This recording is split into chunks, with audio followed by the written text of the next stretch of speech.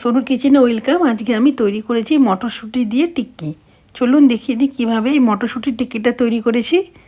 খুব সহজভাবে কম উপকরণে এটা তৈরি করা যায়।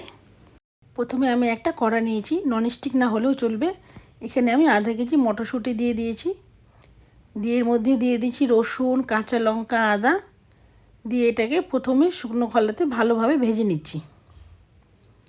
এটা ভাজা হয়ে গেছে, 3 মিনিট ধরে ভেজেছি। এবার আমি এর মধ্যে সামান্য পরিমাণে জল দিয়ে দিলাম, 2-3 চামচের মতন জল দিয়ে এটাকে ভালোভাবে মিক্স করে নিয়ে মটরশুঁটির দেখুন কালারটাও চেঞ্জ হয়ে যাচ্ছে। এবার এটাকে আমি ঢাকা দিয়ে 4 মিনিটের জন্য মিডিয়াম আঁচে জলের মধ্যে ভাপে সিদ্ধ করে নিব। 4 মিনিট হয়ে গেছে, আমি ঢাকনাটা তুলে নিলাম। দেখুন মটরশুঁটির কালার একবারে চেঞ্জ হয়ে গেছে, কড়াইয়ের মধ্যে লেগে গেছে হালকা হালকা। এবার এটাকে ভালোভাবে শুকনো করে রোস্ট করে নিয়ে এটার একটা সুন্দর আমি পেস্ট তৈরি করে নিব।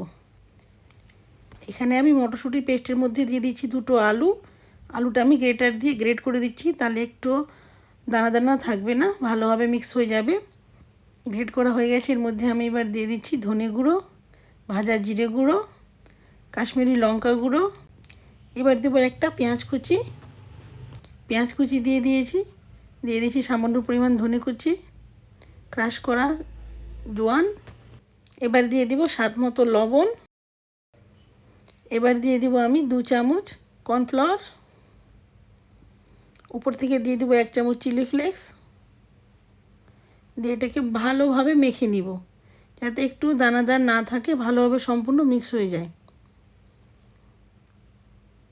মেখে আমি এটাকে একটু রেখে দিয়েছিলাম যাতে এটা একটু টাইট হয়ে যায়।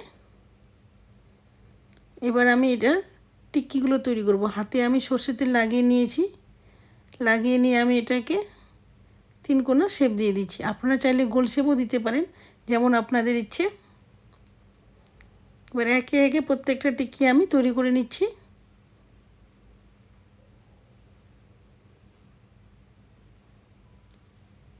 টিক্কিগুলো রেডি হয়ে গেছে। এবার আমি উপর থেকে সাদা তিল লাগিয়ে দিব।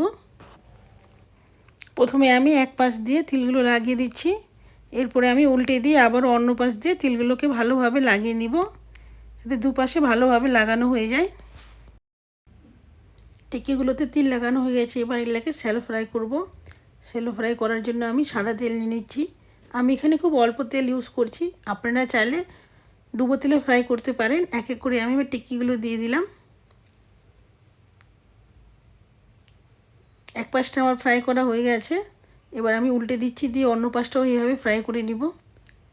5-6 মিনিট সময় লাগে এটাকে হালকা হাতে মিডিয়াম আঁচে ফ্রাই করে নিতে, ওভার ফ্লেমে তো পুড়ে যাবে। টিক্কিগুলো আমার ফ্রাই করা হয়ে গেছে। এবার এটাকে তুলে নিয়ে আমি সার্ভ করে দিব। আপনারা বাড়িতে এইভাবে একবার তৈরি করে দেখুন, কমেন্টে জানাবেন আমার রেসিপি আপনাদের কেমন লাগছে।